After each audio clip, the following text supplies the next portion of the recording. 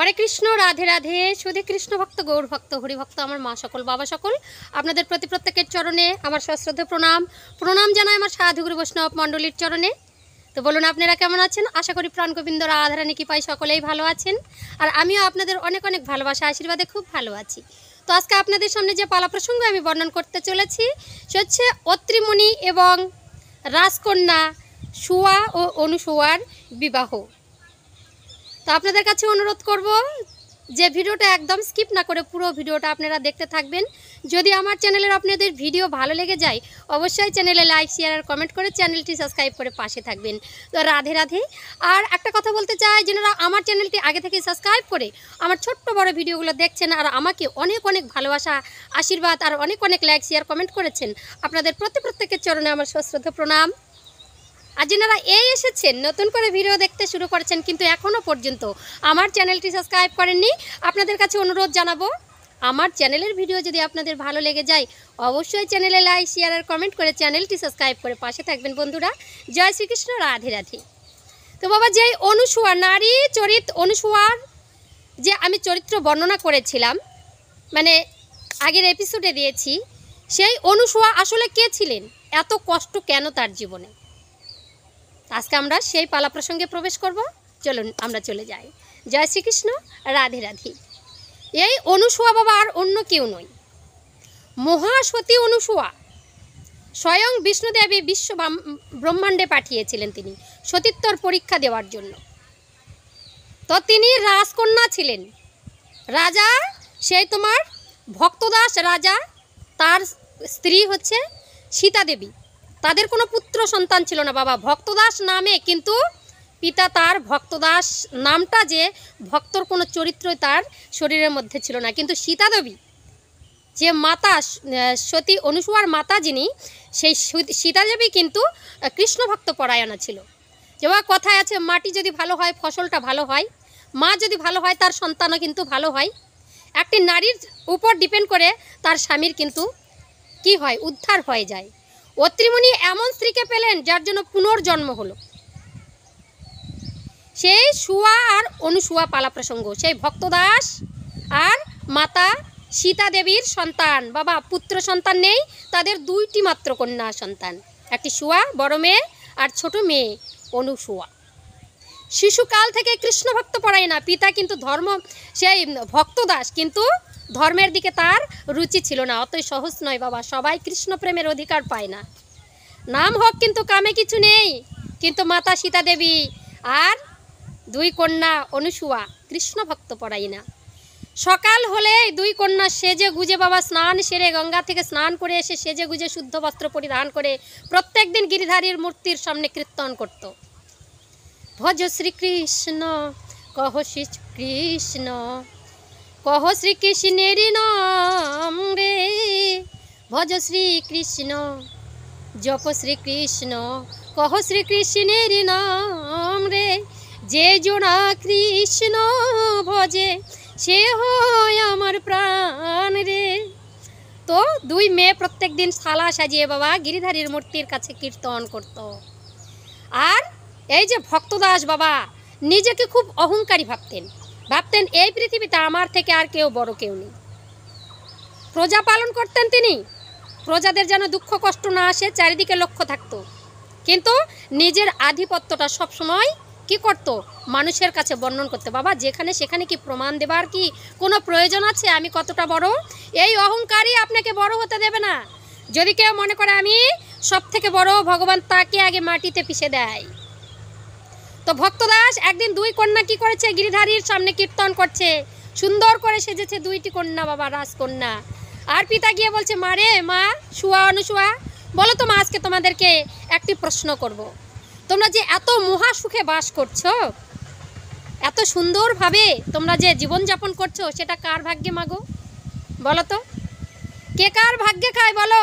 সঙ্গে সঙ্গে দুই কন্যা এসে বাবা কৃষ্ণ ভক্ত বাবা, যে জন কৃষ্ণ ভজে সে বড় চতুর চালাক মেয়েরা বলছে, পিতা আমরা আমরা আমরা নিজেদের ভাগ্যেই খাই, আর আমাদের ভাগ্য বিধাতা হচ্ছে ভগবান শ্রীকৃষ্ণ, তার দয়ায় আমরা এই শরীর জীবনযাপন ধারণ করছি। চুপ করো মূর্খ, চুপ করো। শুরু হয়ে গেল বাবা জীবনের অভিশাপ। চুপ করো। আমি ছোট থেকে মানুষ করেছি, বড় হয়েছ, আমার ধন সম্পদ ভান্ডার সে খালি করে দিচ্ছ, আমি যা কিছু দিয়েছি সব কিছু খাচ্ছ, দাচ্ছ, ঘুরছো, আর মনে মনে এই পরিকল্পনা তোমাদের, তোমাদের কৃষ্ণ খাওয়াই, আজকে দেখাচ্ছি তোমাদের মজা। সঙ্গে সঙ্গে বাবা ঘটক, সেই ঘটক গোবিন্দ চক্রবর্তীকে খবর দেওয়া হলো। ঘটককে বলছে তাড়াতাড়ি এসো, এই দুই কন্যা বড় হয়েছে, এদের ডানা গাজিয়েছে, পিতামাতাকে অমান্য করছে। এতদিন তো বড় করলাম, শিক্ষায় দীক্ষায় বড় করলাম, পেটের মধ্যে কালো বিদ্যা ঢুকেছে কি না ঢুকেছে তাতেই বলছে আমরা কৃষ্ণের দয়ায় খাই, দেখাচ্ছি মজা। গোবিন্দ দাস চক্রবর্তী চলে গেলেন বরের সন্ধান করতে বাবা। খুঁজতে খুঁজতে বলেছে সকালবেলা যার মুখ দেখবে তাকেই দুই মেয়েকে সমর্পণ করব। গোবিন্দ দাস চোখ ঘুষতে ঘুষতে বাবা দেখেছে এক গহীন কান্তর জঙ্গলের মধ্যে এক মুনি ঋষি, সারা শরীর গায়ের মধ্যে কুষ্ঠ জরা জীর্ণ ব্যাধি, নখগুলো খুলে খুলে পড়ছে বাবা, নখগুলো খুলে খুলে পড়েছে। সঙ্গে সঙ্গে তারই বদনে হেরেছে, রাজামশাইকে প্রতিশ্রুতি দিয়েছে যার বদনে দেখবে তার সঙ্গে এই দুই মেয়েকে সমর্পণ করবে। জীবনে নেমে এলো অন্ধকার কালো ছায়া বাবা। ভক্ত হওয়া সহজ কথা নয়, সব ভগবানেরই কিন্তু চক্রান্ত। ভগবানকে ভালোবাসবেন, ঘরের মধ্যে কীর্তন করছেন, সাধু সঙ্গে গিয়েছেন, সংকীর্তনে গিয়েছেন, কৃষ্ণ নামটা বলছেন না, আর আপনার মুখের কৃষ্ণ নাম উচ্চারণ করে কত কত পোকামাকড় জীব জন্তু সব কিছু উদ্ধার হয়ে যেতে পারে বাবা। যেই নাম সেই কৃষ্ণ ভজনিষ্ঠা করি, আর নামেরই সহিত আছে আপন শ্রীহরি। শোনো শোনো রে ভাই নাম সংকীর্তন, যেই নাম শ্রবণে হয় পাপে বিমোচন। নাম শ্রবণ করতে গেলে হবে না, হৃদয় থেকে আস্বাদন করতে হবে, মুখেও তার সঙ্গে সঙ্গে বলতে হবে। ভাগবতের আসরে যাবেন, ভাগবত পাঠক কি বলছেন, যদি কৃষ্ণ নাম কীর্তন করতে বলে জোরে জোরে উচ্চস্বরে কীর্তন করতে হবে। একদিন রামকৃষ্ণ পরমহংসদেব, দক্ষিণেশ্বরে যে ছিলেন রামকৃষ্ণ পরমহংসদেব, কালী মায়ের ভক্ত, তিনি কি করেছেন, একদিন গঙ্গায় স্নান করতে গিয়েছেন, আর বাবা নববধূ বিয়ে করে নিয়ে এসেছেন, সদ্যজাত এই যে নববধূ এক ঘরের কোনায় বসে বসে কীর্তন করছেন, হরে হরে হরে হরে হরে হরে হরে হরে, সঙ্গে সঙ্গে থমকে দাঁড়িয়েছেন। এ কেমন কীর্তন বাবা? প্রচলিত এই যে চলিত ভাষা দিয়ে ওই কৃষ্ণ রামকৃষ্ণ পরমহংসদেব ওই কথা বলছেন, আঞ্চলিক ভাষা। আরে বাপের জন্মে তো আমি এমন কীর্তন কোনো জায়গায় শুনিনি বাবা।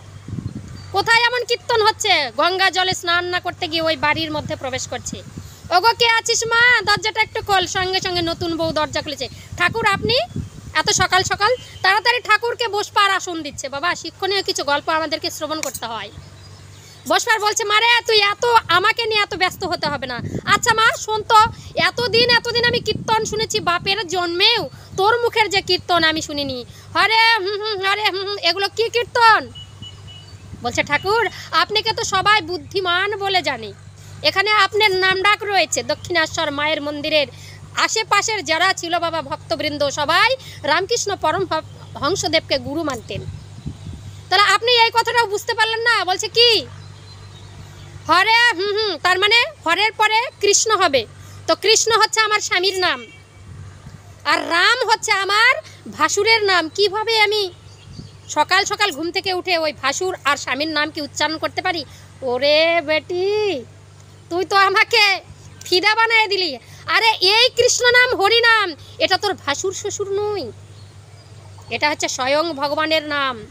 যতবার শ্রবণ করবেন ততবার উচ্চস্বরে বলবেন, আর মনের মধ্যে গুণকীর্তন করে মুখে যদি প্রকাশ করা যায় যত জোরে জোরে বলবেন, আশেপাশের জীব জন্তু পোকা মাকড় পশু পাখি যা আছে উদ্ধার হয়ে যাবে বাবা। জয় জয় নিতাই গৌর সীতানাথে প্রেমানন্দে, হরি হরি বল হরি বল হরি বল। দুই মেয়ে বসে বসে বাবা কীর্তন করতো, বাবার সহ্য হতো না, নামে তার রুচি নেই, ভক্তি নেই।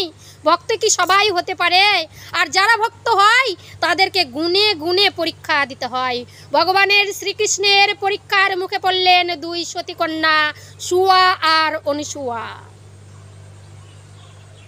যেই না বাবা ঘটক গোবিন্দ দাস ওই যে দেখেছেন বনের মধ্যে একটা বসে আছে এক মুনিবর, তার দেহের মধ্যে সারা দেহ কলেবর যেন খসে পড়ছে, তাকে দেখে দৌড়ে গিয়ে রাজামশাই পাত্রের সন্ধান পেয়েছি। ওগো, বিবাহ হলে আমাদের কি হয় বাবা? বাড়ির মধ্যে ধুমধাম হয়, ঘটা করে সানাই বাজে, ব্যান্ড বাজে, উলুধ্বনি পরে আয়ুলি হয়, আবার জল সাজানো হয়। কিচ্ছু হলো না। রাজকন্যা হলে কি হবে? তোমরা যে ভগবানের নাম করেছো, তোমাদেরকে তো সাজা নিতেই হবে। ভগবান কি বলেছে গো? একটা বাণী সবাই জানেন, যে করে আমার আশ তার হই আমি কি দাসের দাস, তবু না যে সারে আমার পাশ। যে করে আমার আশ তার করি সর্বনাশ, আর তবুও যদি না ছাড়ে আমার পাশ, তবে হই আমি তার দাসের দাস। শুয়ার অনুশুয়াকে বলছে এগুলো রাজবেশ ছেড়ে দাও। সঙ্গে সঙ্গে ঘর থেকে লাল পাড়া শাড়ি, মাকে বলছে লাল পাড়া সীতা তুমি তাড়াতাড়ি লাল পাড়া শাড়ি নিয়ে এসে দুই মেয়েকে সাজিয়ে দাও। সঙ্গে সঙ্গে দুই মেয়েকে লাল পাড়া শাড়ি দিয়েছে। কানের যত সুন্দর সোনার কুণ্ডলি সব খুলে নিল, গলার হার, হাতের যত শাখা মানে চুড়ি সাজসজ্জা সব ছেড়ে দিয়ে লাল পাড়া শাড়ি নিয়ে দুই মেয়েকে নিয়ে চলেছে। চলো আজকে তোমাদেরকে দেখাচ্ছি মজা, তোমাদের কৃষ্ণ কেমন বাঁচাতে পারে। সঙ্গে সঙ্গে বনের মধ্যে নিয়ে গিয়েছে, বলছে পিতা আমাদেরকে কোথায় নিয়ে আসলে? তোমাদের বিবাহ দেব। স্বামী কোথায়? ওই যে বনের মধ্যে বসে আছে। পিতা আমরা কি দেখছি? ওটা আমাদের স্বামী হবে, যার সারা শরীরে কুষ্ঠ জরাবিদ, যার সারা আঙ্গুলগুলো খসে পড়েছে, তাদেরকে আমাদের বিবাহ করতে হবে। কেন তোমাদের কৃষ্ণ বাঁচাবে না? এই না বললে আমার ভাগ্যে খাও না। আজকে পিতামাতা যদি বিবাহ দেয় বাবা, ভালো ঘরে দেয়। মেয়ে তো ভুল করেছে, তাই না, যে আমরা তোমার ভাগ্যে খাই না। মূর্খ তো, তার পিতা তো নাস্তিক। সঙ্গে সঙ্গে বলছে এখানে ছেড়ে দিয়ে যাও। পিতা ক্ষমা করুন পিতা, আমরা ভুল করেছি, আমাদেরকে নিয়ে চলো।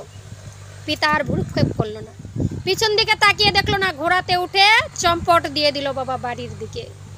আর দুই মেয়ে ওই মুনিবরের কাছে গিয়েছে, আর মুনিবর চমকে উঠেছে। কে তোমরা? কে তোমরা নারী এই গহন কাননে? বলছে আমি শুয়া আর আমি অনুশুয়া। কেন এসেছো? আমরা ভক্তদাস রাজার কন্যা, রাজকন্যা হয়ে এই গহীন কাননে, পরনে লাল পাড়ি শাড়ি, আমরা আপনাকে বিবাহ করতে এসেছি। ওগো, রাজকন্যার বিবাহ জঙ্গলের মধ্যে, তা আবার কুষ্ঠ জরাবেধিগ্রস্ত এক স্বামীর হাতে। সর্বনাশ করেছো তোমরা, চলে যাও। আমি বিবাহ করতে পারবো না, কেননা আমারই পেটের ভাত আমি জোগাড় করতে পারি না।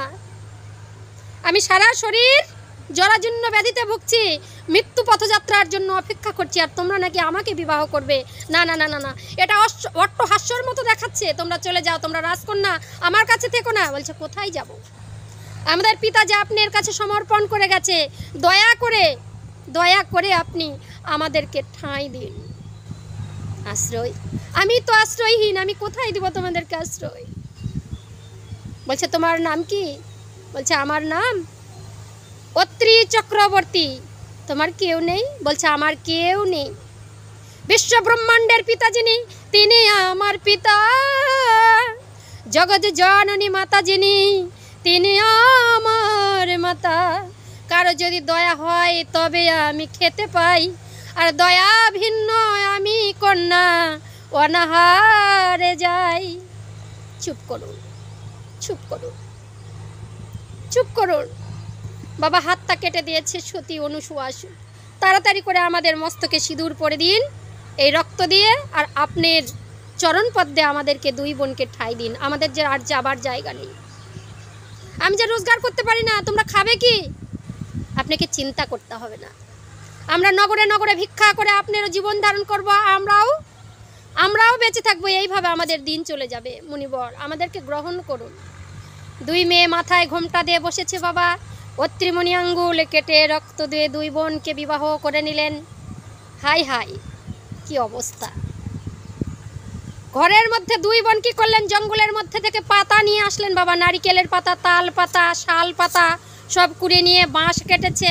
ফাটা ফাটা বাঁশগুলো দিয়ে সুন্দর করে একটা পর্ণকুটির বানিয়েছে। আর পর্ণকুটিরের মাঝে বাবা ঈশান কোণের মধ্যে গোবিন্দ প্রতিষ্ঠিতা করেছে। আর প্রত্যেক দিন সকালবেলা উঠে এক বোন স্বামী সেবা করে, আর এক বোন নগরে নগরে ভিক্ষা করে। এইভাবে জীবন ধারণ করছেন অত্রিমণি আর তার দুই স্ত্রী সতী শুয়া ও অনুসুয়া। সুন্দরভাবে জীবনযাপন করছেন।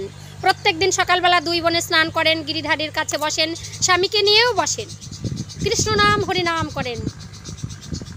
আর বাবা ওই স্বামীর কেউ সেবা করেন আর কেউ ভিক্ষা করেন, এইভাবে একটু একটু করে আয় হচ্ছে সংসারে। ভগবান বলছে দেখাচ্ছি মজা। আয় তো করতেই পারবে না যারা পরম বৈষ্ণব হয়, আয়ের জন্য চিন্তা করো না। আয় করে কেউ খেতে পারবে না, যারা পরম বৈষ্ণব হয় তাদের ভিখারি বানিয়ে দেন ভগবান। ভিখারি যদি না বানান তাহলে তুমি কাঁদবে না তো, চোখের জল যদি না পড়ে গোবিন্দ তো কখনোই তার আশেপাশে নয়। 3 দিনের জ্বরে, মাত্র 3 দিনের জ্বরে সতী সুয়ার মৃত্যু হয়ে গেল। দিদিকে জড়িয়ে ধরে ধরে অনুসুয়া কাঁদছে, দিদি রে আমার উপর অভিমান করে তুই চলে গেলি, একটা স্বামীকে জীবনে আমরা দুজনে ভাগ করে নিয়েছিলাম, কোথায় গেলে? এই গহীন কাননে আমি কি করব? এই জরাজীর্ণ ব্যাধিগ্রস্ত স্বামীকে নিয়ে আমি কোথায় যাব? কি করে খাবো? আমি কিচ্ছু চিনি না। তুমি নগরে নগরে ভিক্ষা করেছিলে আর আমি স্বামী সেবা করেছিলাম। দিদি একটা বার কথা বলো দিদি, রাজকন্যা হয়ে দুজনে আমরা ভিখারি সেজেছি, আজকে তুমি চলে গেলে আমি কোথায় যাব দিদি, কোথায় যাব? অত্রিমণি বলছে অনুসুয়া তুমি কেঁদো না, তোমার দিদি আর কোনোদিন কথা বলবে না। তোমার দিদি আমাদেরকে ছেড়ে চলে গেছে, যে একবারে যায় বাবা সে আর কোনোদিন ফিরে না, যার গেছে তাই তো জানে। অনুসুয়া চোখের জল মুছে ফেল। সঙ্গে সঙ্গে অনুসুয়া স্বামীর চরণে প্রণাম করে বাবা জঙ্গল থেকে কাঠ কুড়িয়ে নিয়ে এসে দিদির জীবনের সৎ কাঠটা ছিঁড়ে এলেন। পরের দিন থেকে স্নান করেন, আগে স্বামী সেবা করেন, স্বামী পুজো করেন, স্বামী শুভ করেন, পুজো করেন, আর নগরে নগরে ভিক্ষা করে নিয়ে আসেন। এইভাবে দিন যাপন হচ্ছে। স্বামী অত্রিমণি ধীরে ধীরে বাবা ব্যাধিটা ধীরে ধীরে বাড়ছে। এখন যেখানে সতী অনুসুয়া যায় প্রত্যেক দিন ওই বড় একটা ডালি করেছে বাবা, সেখানে অত্রিমণিকে ওই বসিয়ে নিয়ে যায়। হঠাৎ ঘটে গেল একটা দৈবযোগ বাবা। ভগবান বলছে তোমাকে আমি ভিটো ছাড়া করবো, তুমি ভক্ত হও না, এমনি ভালো আছো। আর যদি ভক্ত হও তো ডাকার মতো তোমাকে ডাকতে হবে, নাহলে তার আশেপাশেও আমি নই। কেমন সতী তুমি? স্বয়ং বিষ্ণুদেব পরীক্ষা দিতে দিয়েছিলেন, আর বিষ্ণুদেব নারদমণিকে পাঠালেন, যাও তো কেমন সতীত্বটা একটু দেখে এসো। মহাসতী কোথায় জন্মগ্রহণ করলো? মহাসতীকে দেখবার জন্য স্বয়ং নারদমণি ঘুরছেন বৈষ্ণবের বেশি বাবা। দেখলেন স্বামী পুজো করেন ওই সতী অনুসুয়া, স্বর্গে গিয়ে খবর দিলেন, মহামায়ার পরীক্ষায় ফেলে দিলেন। আপনারা এর পরের পর্বটা আপনারা শুনেছেন। তো একদিন কি ঘটে গেল বাবা, অত্রিমণিকে ডালাই করে নিয়ে গঙ্গায় স্নান করতে যাচ্ছেন, নদীতে স্নান করতে যান, আর নদীর ধারেই বসত বাবা। আপনারা সবাই জানেন বেশ্যা লক্ষ্য হীরা। লক্ষ্য হীরার নাম শুনেছেন তো? যে লক্ষ্য হীরাকে উদ্ধার করেছিলেন কে বাবা? স্বয়ং হরিদাস ঠাকুর। ওই বেনাপুনির জঙ্গলে 3 লক্ষ বার যিনি নাম করতেন দিনে মাধবী গাছের তলায় বসে, সেই স্বয়ং হরিদাস ঠাকুর লক্ষ্য হীরাকে উদ্ধার করেছিলেন। তো লক্ষ্য হীরা ওখানে বাস বাবা প্রত্যেক দিন একটা করে পুরুষ চায় বিছানায়, প্রত্যেক দিন যে ওই নদীর ঘাট দিয়ে যাবে এত সুন্দর সেজে গুজে থাকে। লক্ষ্য হীরা যেমন হীরা চকচকে, ওই মেয়েটাও তেমনি সুন্দরী, যে পুরুষই দেখে সেই পুরুষই বলে। অত্রিমণিকে ডালাই করে নিয়ে যাচ্ছে বাবা, আর অত্রিমণি দেখে যেন লোভ সামলাতে পারল না। সতীকন্যা ঘরের মধ্যে বাবা, নারীরাই কি শুধু বেশ্যা হয়? পুরুষও হয়, দেখুন পুরুষও হয়, এমন অবস্থাটা দেখুন। অত্রিমণি স্ত্রী অনুসুয়া স্নান করে মাথায় করে নিয়ে এসেছেন। স্বামী রাত্রেবেলা বলছে, অনুসুয়া তুমি তো আমার জন্য সব করো, সব করেছো, আমার সেবা, আমার খাওয়া, কখন কি খাবো, আমার কোথায় ঘেমে যাচ্ছে, আমার কোথায় ওষুধ দিতে হবে, কোথায় জড়িবুটি লাগাতে হবে, সারাদিন তুমি এই করো এই করো এই করো। কিন্তু অনুসুয়া আমার যে মনে বড় তৃষ্ণা, আমি তোমার কাছে বলতে পারি? অবশ্যই স্বামী, আপনি অসুস্থ, আপনি কোথাও যেতে পারেন না, ঘরের বাইরে যেতে পারেন না, আপনার মনে বাসনা জাগতেই পারে। অনুসুয়া আমি তোমায় একটা কথা বলতে চাই, তুমি রাগ করবে না তো? না স্বামী না, স্বামী স্ত্রীর মধ্যে কথা বাবা।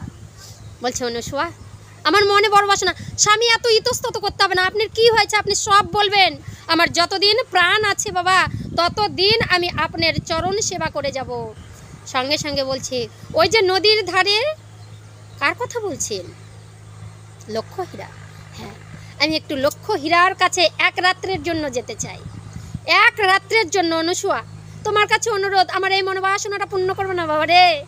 অনুসুয়ার প্রাণটা কেঁদে উঠল, যার জন্য ঘর সংসার সব ছেড়েছি, নিজের বোনটাও মরে গেল, এখন স্বামীর আশ্রয়ে আছি, যা কিছু করার সব তার মনে আমার জায়গা নেই, একটা বিশ্বার জায়গা। কবে থেকে ভালোবেসেছে আমাকে, কবে থেকে জীবন থেকে সরিয়ে দিয়েছে।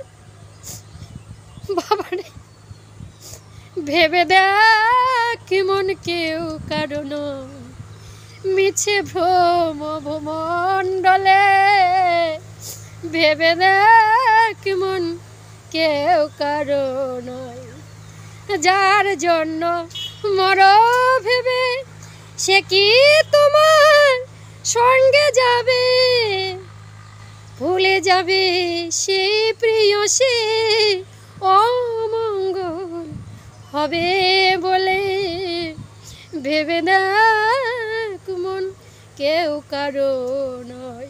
অনুসুয়া কাঁদছে, চোখের জলটা আড়াল করে মুছেছে। স্বামী আপনি চিন্তা করবেন না, আপনার এই মনোবাসনাটা আমি পূর্ণ করব। অনুসুয়া তুমি কষ্ট পেলে? না না স্বামী, তোমার সুখে আমার সুখ, আমার সুখে তোমার সুখ। যেদিন তোমার হাতে হাতে রেখেছি সেদিনই তো শপথ করেছি, পিতা যখন তোমার আশ্রয় দিয়েছি, তো বাবা মেয়ে যদি মরে তাহলে যাবে জমের ঘরে, আর মেয়ে যদি বেঁচে থাকে তাহলে স্বামীর ঘরে। যত জ্বালা আসুক, যন্ত্রণা আসুক, ঝড় তুফান যতই কিছু আসুক, স্বামীকে ছেড়ে যাব না। অত্রি একদিন ঝমঝম করে চারিদিকে বৃষ্টি বাবা, আর অত্রিমণি রোজই রাত্রেবেলা বলে, অনুসুয়া কবে নিয়ে যাবে তুমি আমার লক্ষ্য হীরার কাছে? ঝমঝম করে চারিদিকে বৃষ্টি, ডালপালা ভেঙে পড়ছে বাবা, আর অমন ঝড় বৃষ্টির রাত্রে অনুসুয়ার স্বামী যেন ছটপট করছে, বলছে একটা বার আমাকে নিয়ে চলো। কামনা বাসনার আগুনে দাউ দাউ করে জ্বলছে অনুসুয়ার স্বামী অত্রিমণির, আর মাথায় করে সুন্দর করে ডালাটি সাজিয়েছে, সাজিয়ে গুজে মাথায় তুলে নিয়েছে অত্রিমণিকে, আর রওনা দিয়েছে গভীর কাননের মাছ দিয়ে। ধরাম করে গাছের ডাল কখনো ভেঙে পড়ছে সতী অনুসুয়ার মস্তকে, তবুও দেখছে স্বামী তোমার লাগেনি তো? বলছে না না আমার লাগেনি অনুসুয়া। আবার সঙ্গে সঙ্গে একদিকে পাশ কেটে যাচ্ছে, ঝমঝম করে চড়াম করে বৃষ্টি বাবা। রাজকন্যা জঙ্গলের পথে পথে স্বামীর মনোবাসনা পূর্ণ করবার জন্য লক্ষ্য হীরার বাড়িতে গিয়েছে। তার আগে পর্যন্ত বাবা লক্ষ্য হীরার মন পাবার জন্য অনুসুয়া 6 মাস কাজ করেছে, কোনো পারিশ্রমিক নেয়নি, বিনা পারিশ্রমিকে। লক্ষ্য হীরা বলছে তুমি তো কাজ করছো, তুমি কিছু নেবে না? বলছে না, যেদিন লাগবে আমি সেদিনই চেয়ে নেব। লক্ষ্য হীরাকে চুপি চুপি বলেছে রাতের অন্ধকারে, লক্ষ্য হীরা একটা মনোবাসনা, আমি এতদিন যে পারিশ্রমিক নেইনি তোমার কাছে একটা আশা আমার। বলে কি? আমার স্বামী একদিন একটা রাত তোমার কাছে থাকবে। বলছে ঠিক আছে। যেদিন অনুমতি দিল লক্ষ্য হীরা, সেদিন চারিদিকে বৃষ্টি বন্যা, সেই ঝড় তুফানের রাত্রেবেলা অত্রিমণিকে নিয়ে চলে এসেছে ওই লক্ষ্য হীরার দরবারে। লক্ষ্য হীরা দরজাটা খোলো। লক্ষ্য হীরা ঝমঝম বৃষ্টি অত্রিমণিকে মাথায় তুলে আছে।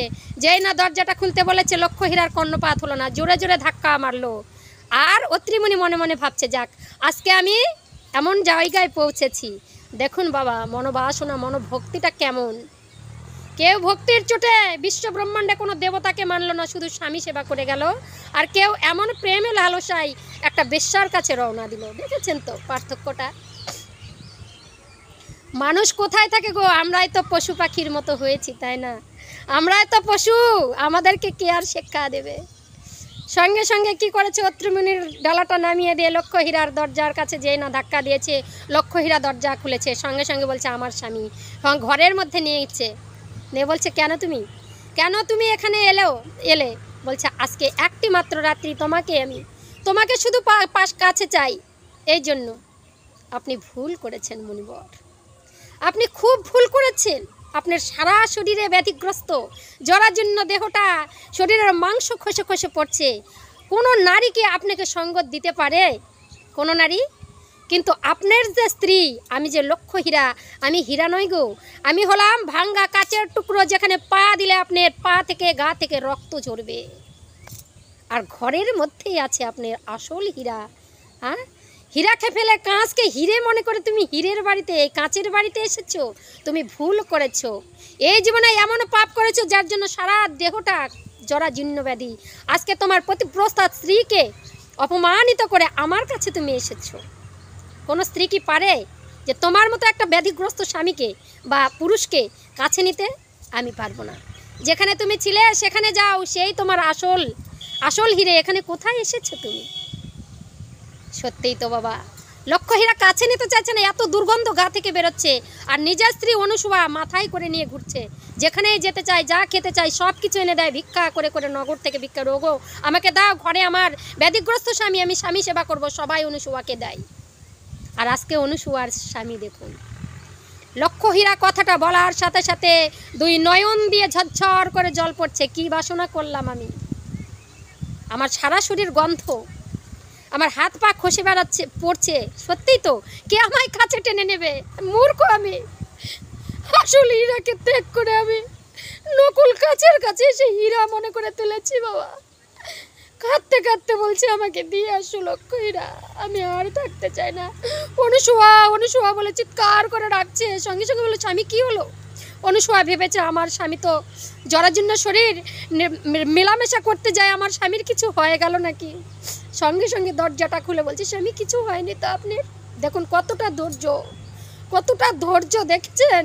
আর আমরা একটু কষ্ট পেলে কার সঙ্গে মন ফোনে, কার সঙ্গে কোথায় চলে যেতে হবে, কোথায় ভালো ভালো ফ্রেন্ড। বাবারে, এই জীবনে এই অন্যায়গুলো করবেন না, ভগবান পরীক্ষা করে। যে নারীটা এতদিন থেকে দেখলো সেই স্বামীকে আবার নিয়ে চলে গেল, সেই স্বামীর আবার পুনর্জন্ম পেল এত পতিব্রতা স্ত্রী। অনুসুয়ার কাহিনীটা আমি দিয়েছি, সতী নারী অনুসুয়া, দেখে নেবেন। এত পতিব্রতা স্ত্রী, ভগবান শুদ্ধ তার চরণে টলে গেলেন। যমরাজ নিজে তার স্বামীর পুনর্জন্ম দিলেন, সুন্দর পুরুষ কিনে থাকলেন। পিতার কাছে গেলেন অনুসুয়া, বলছে পিতা আমি বলেছিলাম না নিজের ভাগ্যে আমরা নিজে খাই, যেমন কর্ম করবেন তেমনই খাবেন, তেমনই ফল পাবেন। ভগবান কার কাছে বাধা গো? ভক্তের নয়ন বাড়িতে। দুঃখ যদি দিতে চাও আরও যত অধিক দুঃখ দাও দয়াময়, তবে চরণ ছাড়া করো না। পিতাও দেখে অবাক হয়ে গেল, স্ত্রী সেই মেয়ের যে এত বড় আত্মত্যাগ। রাজকন্যা হয়ে পিতা ভেবেছিল ওই স্বামীকে দিলাম তো, ওই স্বামীকে ত্যাগ করে নিশ্চয়ই একদিন ঘরে মেয়েরা ফিরে আসবে, ভুলগুলো বুঝবে। কিন্তু মেয়েরা গেল না, মেয়েরা গেল না, মানে নিজের পরীক্ষা, অগ্নি পরীক্ষায় পাশ হয়ে গেল। একজনা মারা গেল, বলেছে তো পরের ঘরে যদি থাকো তাহলে হয় মরে গেলে জমের ঘর, আর বেঁচে থাকলে পরের ঘর। স্বামীর ঘর থেকে মরে গেল সুয়া, আর অনুসুয়া এইভাবে জীবন ধারণ করলো। সুন্দর একটা ফুটফুটে পুরুষ তাকে দেওয়া হলো, নিজে যমরাজ দিলেন। ভক্ত হওয়া কি সোজা কথা বাবা? আমরা কি করছি?